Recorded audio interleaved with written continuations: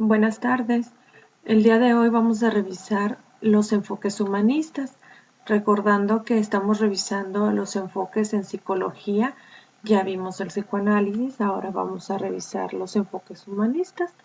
Estos enfoques vamos a ver que es muy interesante que surgen como una alternativa precisamente al psicoanálisis y al conductismo, que si bien sabemos pues son las corrientes pues más antiguas, por así decirlo. Después de estas dos pues surge una tercera fuerza, la cual es llamada el humanismo. Si revisamos un poco las corrientes psicológicas, este sería el orden de aparición. Tenemos el estructuralismo con Wilhelm Wundt, Tishner y William James. Después apareció la fisiología de Iván Pavlov, después el psicoanálisis de Sigmund Freud, después el conductismo con Watson y Skinner, y más o menos como por aquí es cuando surge el humanismo, después de la Segunda Guerra Mundial. Inmediatamente después tenemos el funcionalismo de John Dewey, la psicología gestal de Werder y Mary Kohler y la psicología cognitiva de Jean Piaget. Vamos a revisar en este caso el humanismo. ¿Cuáles son los principales enfoques humanistas? Bueno, hay que saber primero que los enfoques humanistas aparecen como terapias psicológicas que precisamente van a centrar su intervención psicoterapéutica en postulados humanistas.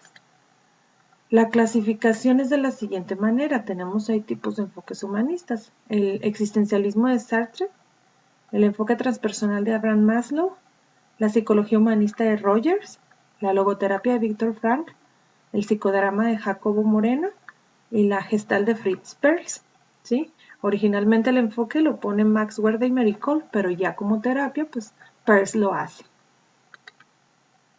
Ahora, es bien importante saber que los humanistas no provienen de ambientes médicos como, por ejemplo, el psicoanálisis que anteriormente ya habíamos visto. Estos proceden más que nada de la educación y la psicología y tienen 3 temas interesantes que empiezan a estudiar en el ser humano.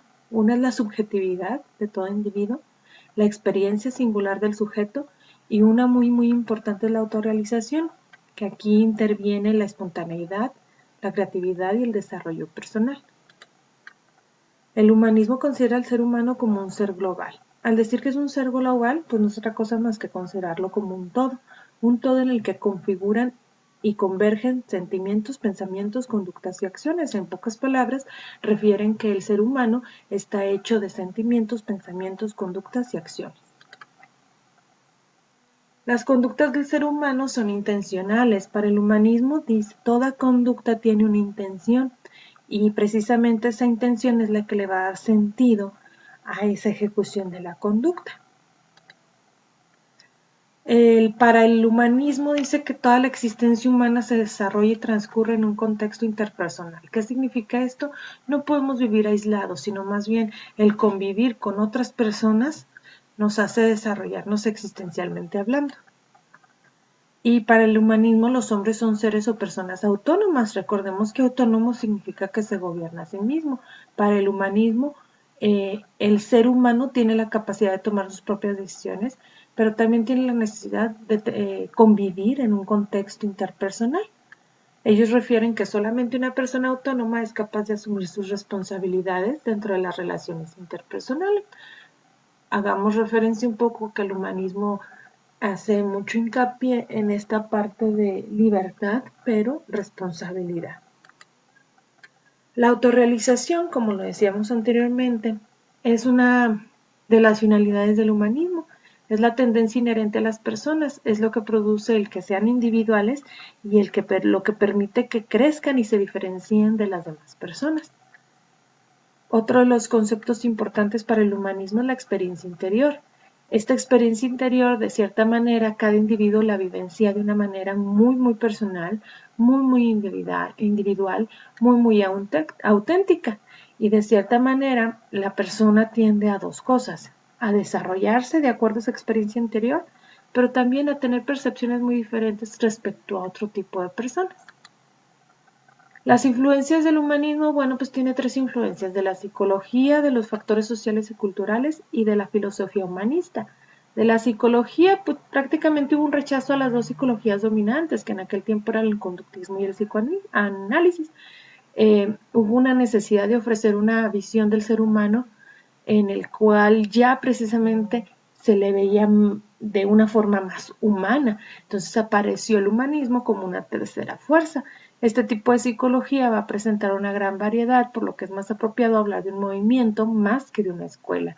Los factores sociales y culturales, pues básicamente las personas estaban desanimadas. ¿Por qué?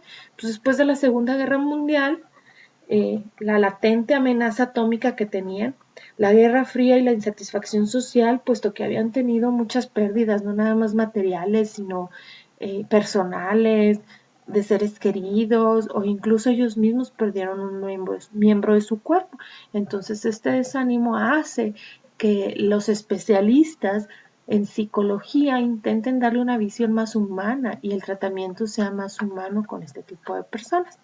Y de la filosofía humanista, pues básicamente se desarrolló en Europa toda la cuestión de la psicología existencial y esto fue influenciado por muchos filósofos reconocidos. Ahora, ¿qué tiene que ver el humanismo, el existencialismo y la fenomenología? Hay que distinguirlas. El humanismo pues ve al ser humano como el centro de su interés y está centrado básicamente en la dignidad del mismo. Tiene muchas influencias cristianas, socialistas, existencialistas e incluso científicos, pero ellos consideran más que nada la dignidad. Del existencialismo, pues el existencialismo precisamente hace énfasis en la existencia, es decir, cómo los seres humanos viven sus vidas, eso es lo que le interesa. Mientras que la fenomenología, pues recordemos que es una ciencia o que se va a encargar de estudiar todo lo que es dado por la experiencia. Entonces, en combinación estas tres, pues nos van a dar este tipo de enfoque. Los filósofos que influyeron en el desarrollo del enfoque humanista, bueno, en Europa fue Kierkegaard, Unamuno, Heidegger, Brentano, Husserl y Sartre. Aquí está resaltado Sartre porque es el que vamos a estudiar. En Estados Unidos, pues Maslow y Rogers son los principales. Y pues aparecen nuevos teóricos con propuestas muy similares a las de ellos tres. Muchísimas gracias por su atención.